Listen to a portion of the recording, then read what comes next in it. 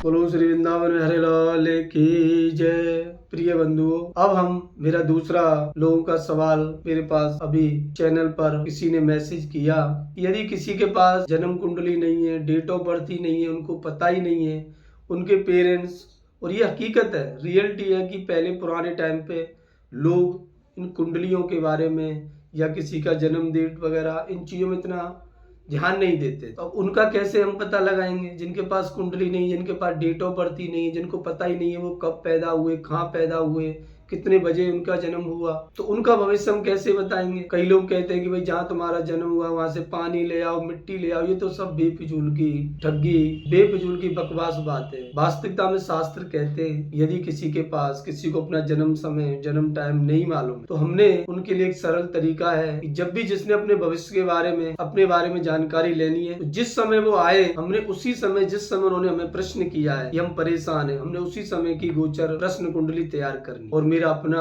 अनुभव है, विश्वास है, कई बारी मैंने प्रश्न कुंडली कई लोगों के लिए बनाई और देखी, बिल्कुल सटीक प्रश्न कुंडली, बिल्कुल सटीक होती है। उसमें हमारी प्रश्न कुंडली तैयार हो जाएगी और फिर उसके बाद हम उनके बारे में, उनका फलादेश उन्हें बताएंगे कि तुम्हारे साथ यहाँ ये इस तरीके का, ये सबसे बढ़िया तरीका है। और प्रश्न कुंडली बड़ी सटीक होती है, बट उसमें एक ही प्रॉब्लम है कि हमने यदि प्रश्न किया कि भाई हमारा काम काज कब चलेगा, तो उसमें बिल्कुल सटीक होगा कि चलेगा, नहीं चलेगा और कैसे चलेगा। यदि हमने प्रश्न किया कि हमारा विवाह इस वर्ष होगा, नहीं होगा, यदि उसमें आया नहीं होगा तो नहीं होगा।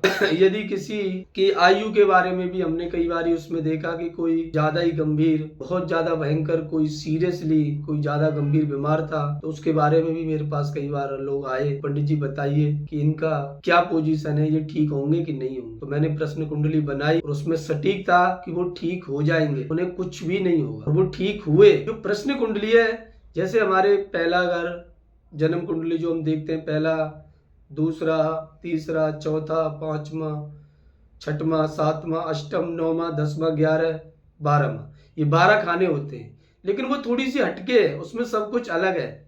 चौथा घर है वो डॉक्टर का है, 10वां घर है वो मेडिसिन का है कि रोग ठीक होगा कि नहीं होगा, दवाई हमें काम करेगी कि नहीं करेगी, वो थोड़ी सी हटके है और उसका थोड़ा सा तरीका भी अलग है। चर लगन पे निर्धारित होता है, स्तर लगन पे भी होता है और द्वेष स्वभाव, 3 प्रकार की लगन होती हैं, तो उनके अकॉर्डिंग हम लोग फलादेश करते हैं और वह सटीक होता है। सबसे बड़ी एक और चीज मेरे पास अभी आई है, आजकल ज्यादातर ज्योतिषी क्या कर रहे हैं कि किसी की बुद्ध की मादस आई, उसको पन्ना धारण करा दिया, चाहे उसे सूट करे ना करे, चाहे उसको डिप्रेशन है, बस लोगों को क्या है कि हमें तत्काल लाभ चाहिए, कि हमें तत्काल तुरंत कोई काम हो। वास्तविकता में जो भी कोई ये नग धारण कर रहे हैं वो सब गलत है। शास्त्र कहते हैं, मैंने ज्योतिष कौमुदी एक बुक आती है भरत पराशर की, ज्योतिष कौमुदी, उसमें मैंने पढ़ा और भी कई सारी बुकों मैंने पढ़ी, उनमें एक ही सटीक है कि हमें लग्नेश, पंचमेश, भाग्येश और दशमेश, इनके नग हम धारण कर सकते हैं, केवल लग्नेश, पंचमेश और भाग्येश। यदि हम द्वितीय या सप्तम मार्केश जिनको बोला गया है, जिन घरों को, यदि वो उनके नग धारण करेंगे तो हमें वो नुकसान करेंगे। यदि हम षष्टम, अष्टम, द्वादश घर के नग धारण करते हैं वो भी हमें नुकसान करेंगे। यदि हम तीसरे घर का नग धारण करेंगे वो भी हमें नुकसान करेंगे।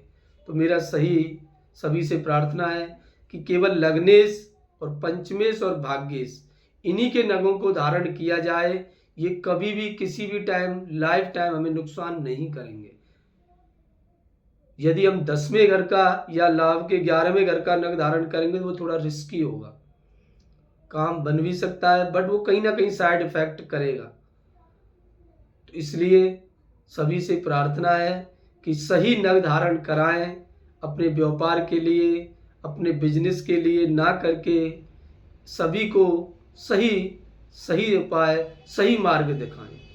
सभी से प्रार्थना है कि केवल लग्नेश और पंचमेश और भाग्येश के नग ही हम धारण कर सकते हैं।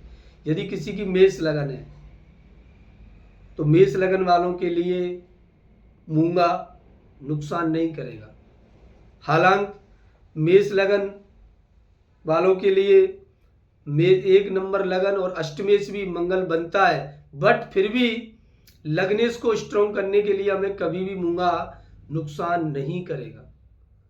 वृष लगन वालों के लिए जैसे फायर ओपल हो गया, वृष और तुला, उनके लिए भी कभी भी ओपल नुकसान नहीं करेगा। मिथुन लगन वालों के लिए पन्ना धारण कर सकते हैं, कभी भी नुकसान नहीं करेगा। मिथुन लगन वाले गोमेद भी धारण कर सकते हैं, उनके लिए भी राहु का नग जो गोमेद आता है वो कभी भी नुकसान नहीं करेगा। मिथुन लगन वाले नीलम भी धारण कर सकते हैं, पन्ना भी धारण कर सकते हैं, ओपल भी धारण कर सकते हैं। ये अलग अलग सटीक कुंडलियों के लग्नेश और पंचमेश और भाग्येश के अकॉर्डिंग ही हमें नग धारण करने चाहिए। ऐसा नहीं है किसी की शनि की महादशा आई, पंडित जी ने नीलम डलवा दिया, उनको जाके नुकसान हो गया। किसी की बुध की महादशा आई तो पन्ना धारण करा दिया, ऐसा नहीं है। हमने महादशा के अकॉर्डिंग कभी भी नग धारण नहीं करना।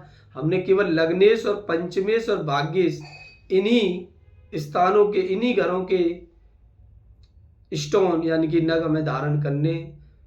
और मेरी सभी से प्रार्थना है कि सभी इन चीजों को ध्यान दें, गौर दें। बोलो श्री वृंदावन में हरि लाल की जय।